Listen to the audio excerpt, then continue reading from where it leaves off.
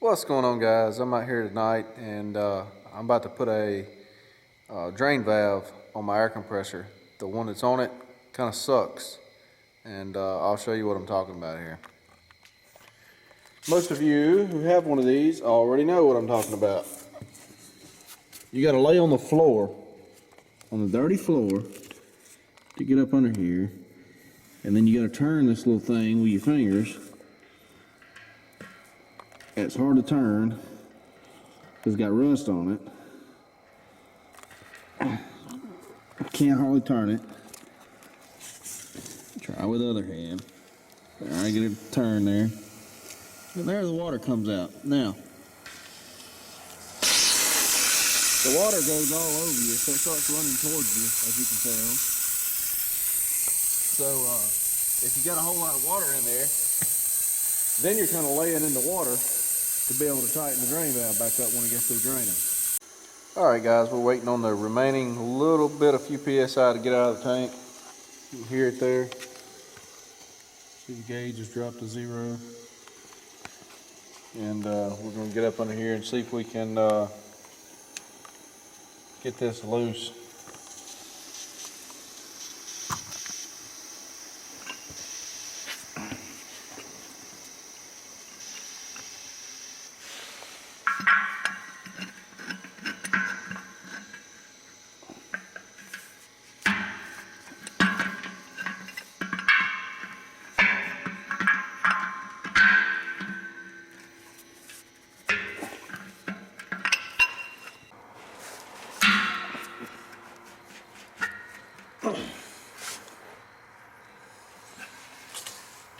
Alright guys, that's the ticket right there, some vice grips, good vice grips.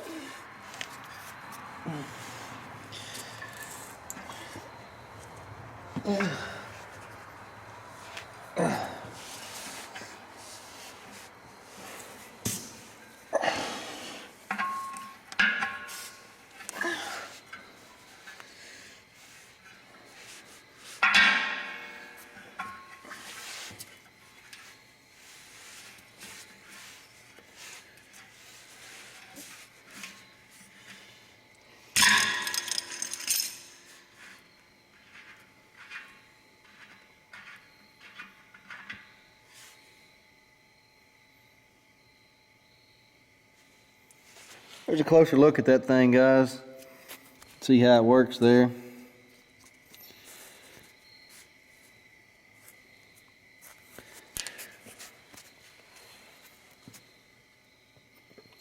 Alright, this is what we're going to put in there, a street 90, half-inch street 90. And got to put some sealant on that.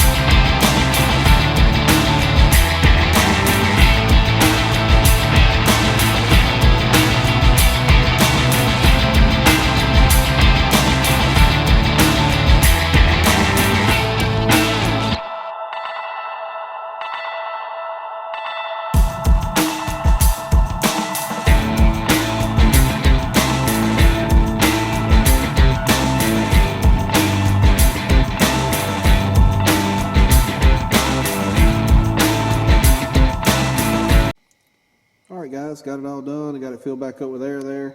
I do see one potential problem with this, and I had already thought about it, and that's why I got the pipe as short as I did. I kind of got it recessed under the edge of the tank there. I'm not sure if you can tell. So hopefully it won't get bumped and broke off in the bottom of the tank, because if that happens, the tank will have to be unbolted from the floor and raised up in the air, tilted over, in order to get the broke off pipe fitting out of the bottom of it. So that won't be no good. I could build a bracket or something off of this leg here, and I might do that later. But if I do, I'll have to get a little bit longer piece of pipe. This is a 10-inch. I could go with a 12 and pull this pipe over here off to this leg and put a bracket on it, and I may do that later. But that right there, hopefully that'll work for now. I'm just going to leave it like that for the time being and let it dump. I mean, I could put a hose on it and all that fancy stuff, run it outside, but I'm probably not going to do that. But I got it in line with my air on valve there. That way when you come over here and you turn the air on, you can just kind of bend down here and check, see if there's any water in it. Kind of like that. And if you drain it on a regular basis, you won't have, a whole lot that comes out and floods the floor or nothing. But so anyway, that's today's project, and like I say, hopefully nobody will bump that and break it off of there the way I got it recessed under there. But I might put a 12-inch pipe on it and bolt it to that leg just to be sure, because stuff does happen. Alright guys, same project, different day. I was worried about this getting broke off, so I went and got a clamp, or ordered a clamp, waited for it to come in, and I've got it put on here to show you what I got here. That is the finished product. You could probably use a little paint, but we're not too worried about that. It's just a piece of 2-inch flat bar by 3/16 or quarter, whatever it is, some scrap I had, welded over. And this is a beta clamp. I'll throw the part number in there in a little bit. But basically it's got 2 bolts comes in there. The clamp you need for 1/2-inch pipe is 0.81, which is 810 thousandths, because 1/2-inch pipe is 840 thousandths. But that'll support the end of this. So when you pull it on it, in case the air hose gets on it, somebody kicks it, bumps it, it won't break off up inside the tank. And then you have to remove the darn tank and get it out and everything. So that should work well. The part number for that clamp, if anybody's interested in doing this, is a S3008H. And you can find these clamps on eBay, or you might find them on Amazon. I got this one off of eBay or Grainger. I bought it off of eBay because it's a little cheaper. It's like $15, $16 for it from Grainger, and I think I've got it for 10 or 11 off of eBay shipped. So anyway, if you guys want to modify your air compressor drain, you can make the pipe a little longer than that if you want.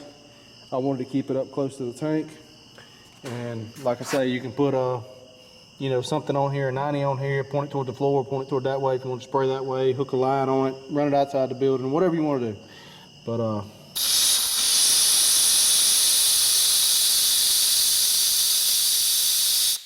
pretty good way to do it right there if you don't want to mess with auto drain. So anyway, thanks for watching, you guys, and we'll see you next time.